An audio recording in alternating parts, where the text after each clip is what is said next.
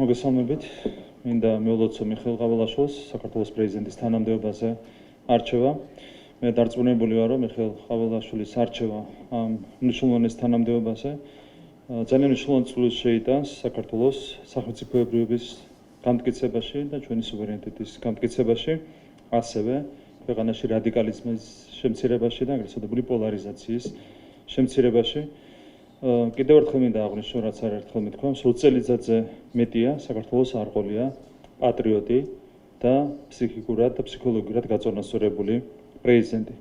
ამ კუთხით მიხეილ ყაველაშვილის პრეზიდენტობა იქნება გარდამტეხი ცვლილება ჩვენი ქვეყნისთვის.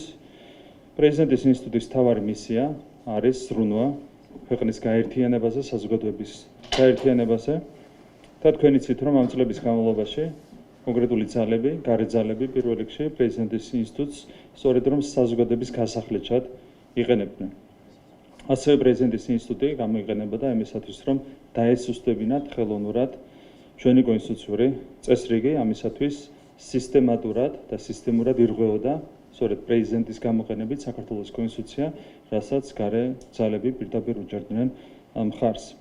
მიხეილ ყაველაშვილის პრეზიდენტობის პირობებში პრეზიდენტის ინსტიტუტს დაუბრუნდება თავისი კონსტიტუციური მისია და დაუბრუნდება თავისი ღირსება. მე მინდა წარმატებები უსურვო მიხეილ ყაველაშვილის საქართველოს პრეზიდენტის თანამდებობაზე. ყველა ხედავდით, რომ ამ არჩევნებმა ჩაიარა 500 კაციანი პროტესტის ფონზე. თქვენ ხედავდით ასევე ახალ რიტუალს ამ აქციაზე, ფეხით შედგნენ აქციის მონაწილეები საქართველოს ეროვნული საფეხბურთო ნაკრების მაისურს, რომელსაც არის ჩვენი ეროვნული სიმბოლოები გამოსახული. ამით კიდევ ერთხელ დაამტკიცეს ამ კონკრეტულმა ადამიანებმა, რომ უსამშობლობა არის მათი ხელწერა. გუშინ ასევე იგივე ადამიანებმა დაამტკიცეს, რომ უღმერთობაც არის მათი ხელწერა. ეს არის ლიბერალური ფაშიზმის სახე. არიან ადამიანები, რომლებიც ჩაითრიეს ლიბერალურ ფაშიზმში და ეს არის ტრაგიკული მოვლენა. ეს ადამიანები ამ უმძიმეს იდეოლოგიისგან არიან ჩვენი გადასარჩენი და მაქსიმუმს გავაკეთებთ იმისათვის, რომ რაც შეიძლება მეტი ადამიანი დავიხსნათ ლიბერალური ფაშიზმისგან ჩვენს ქვეყანაში. ეს არის, რა თქმა უნდა, ხელისუფლების პასუხისმგებლობა. რადიკალურმა ოპოზიციამ წააგო ჯერ არჩევნები, შემდეგ წააგო ქუჩა. თქვენ იცით, რომ არის 4 პარტია, რომელიც სარგებლობს გარედან საკმაოდ სერიოზული მხარდაჭერით, არის 10-ზე მეტი ყველაზე მდიდარი NGO და ისინი ყველანი ერთად, 4 პარტია და 10-ზე მეტი მდიდარი NGO, ერთად ვერ უყრიან 2000 კაცსაც კი თავს ბოლო დღეების განმავლობაში აქციებზე. ჩავარდა ნაცმაიდანი და ამ ფონზე მე მინდა კიდევ ერთხელ შევთავაზო ყველა გულწრფელ ადამიანს, რომელსაც ჯერ კიდევ აქვს პროტესტის განცდა, შევხვდეთ ნებისმიერ ფორმატში. მე პირადად მზად ვარ ნებისმიერ ადამიანს შევხვდე ნებისმიერ ფორმატში, იქნება საჯარო დისკუსია თუ არასაჯარო დისკუსია. თავაზობ ყველას ასეთი დისკუსიის გამართვას ნებისმიერ საკითხზე, მათ შორის იმ თემაზე, რომელიც დაკავშირებულია ჩვენი ქვეყნის ევროპულ მომავალთან. ჩვენი წინადადება რჩება ძალაში და იმედი მაქვს, ახლა მაინც გაბედავენ კონკრეტული ადამიანები და მიიღებენ ამ წინადადებას საჯარო თუ არასაჯარო დისკუსიის თაობაზე. კიდევ ერთხელ ულოცავ მიხეილ ყაველაშვილის პრეზიდენტის თანამდებობაზე არჩევას, ულოცავ 1,100,000-ზე მეტ ამომრჩეველს, სწორედ მათი მანდატის წყალობით შევძელით ჩვენ არჩევნებში ხარი დაგვიჭირა მიხეილ ყაველაშვილისთვის და სწორედ ამ ხარდაჭერის დამსახურება, მისი გამარჯვება პრეზიდენტის თანამდებობაზე, თუმცა არა მარტო ჩვენ ამომრჩეველს, მთლიანად ქართულ საზოგადოებას ულოცავ საქართველოს პრეზიდენტის არჩევას.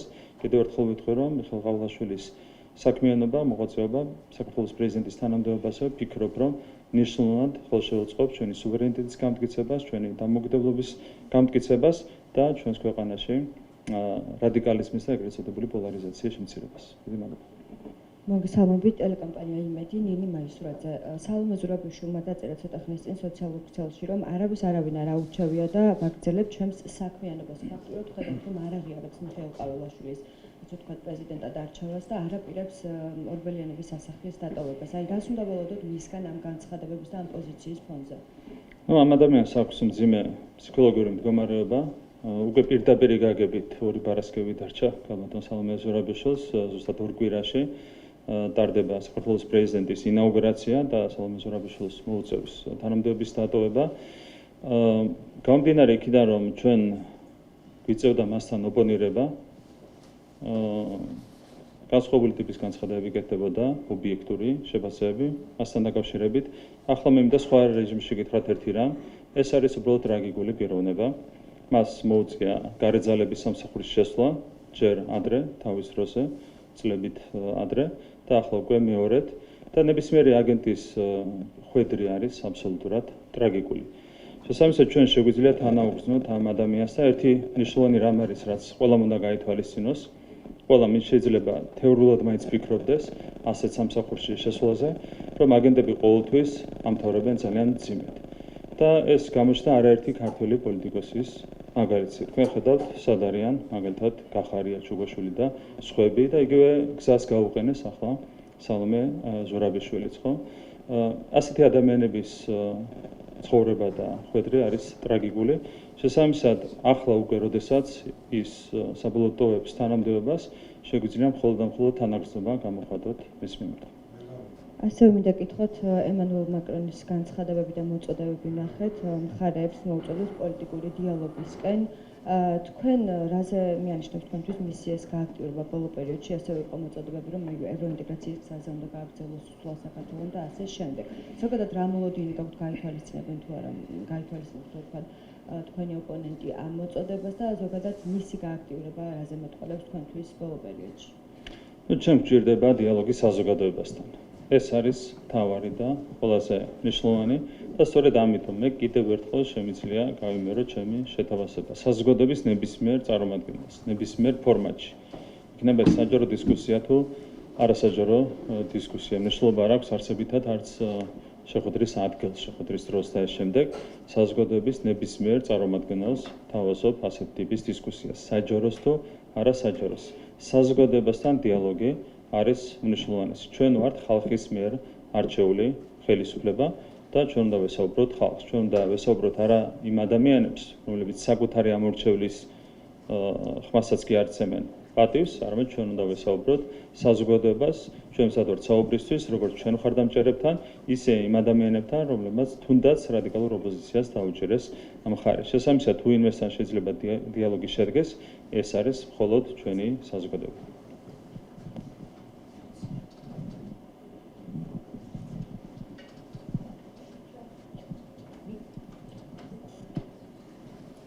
My name is Junko Noda from Japanese Public TV NHK.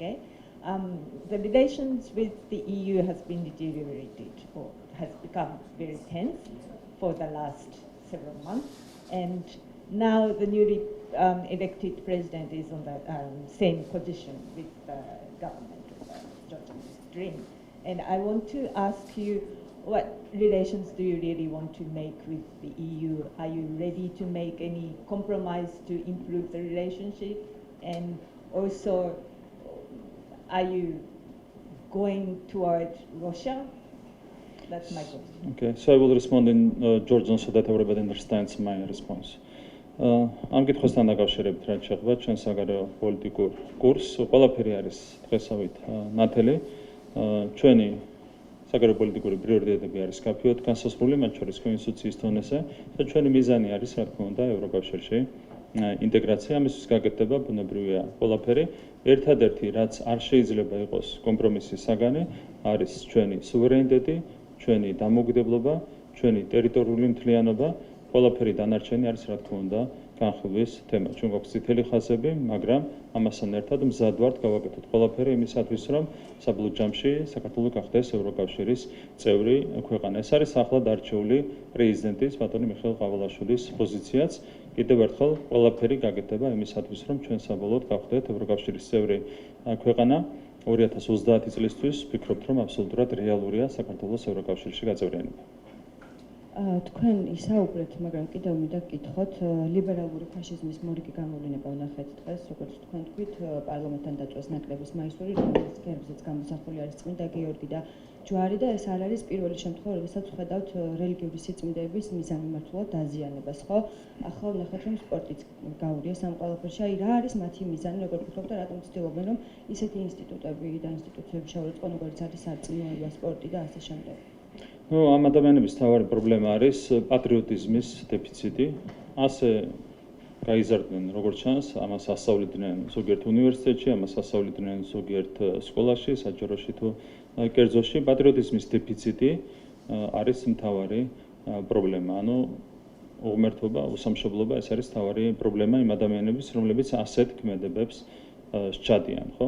ყველაფერი დღესავით ნათელია, სწორედ ამიტომ ეს ადამიანები არიან გადასარჩენი და ჩვენ, რა თქმა უნდა, ვიღებთ პასუხისმგებლობას იმაზე, რომ მაქსიმალურ ზრუნვას გამოვიჩენთ ამ მიმართულებით. ჩვენ უნდა გადავარჩინოთ ჩვენი ქვეყნის თითოეული მოქალაქე ლიბერალური ფაშიზმისგან და საბოლოო ჯამში ასეთ პირობებში, რა თქმა უნდა, ასეთი ფაქტები და აქტები მინიმუმამდე შემცირდება.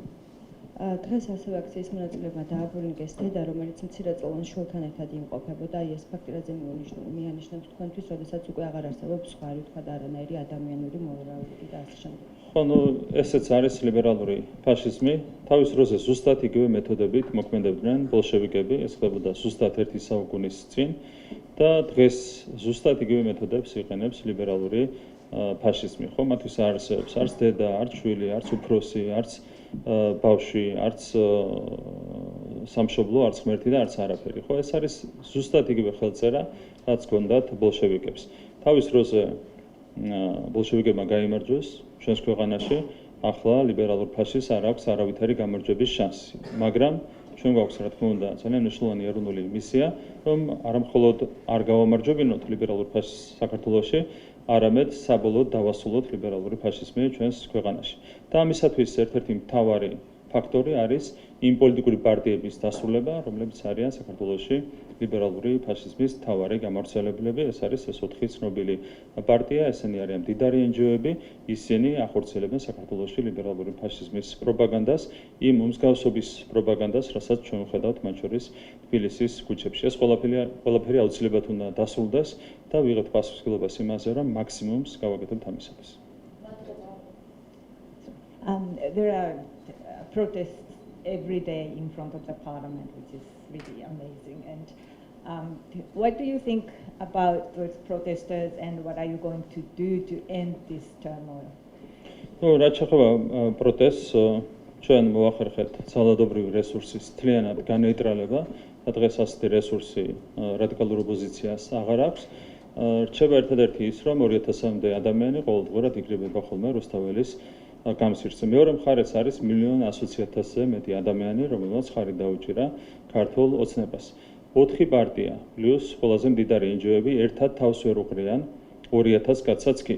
ეს არის მათი რეალური მდგომარეობა, ეს არის, რა თქმა უნდა, მძიმე მდგომარეობა, რაც არის ძალიან კარგი ჩვენი ქვეყნისთვის. საქართველოში მაიდანი ჩავარდა და არც არასდროს შედგება.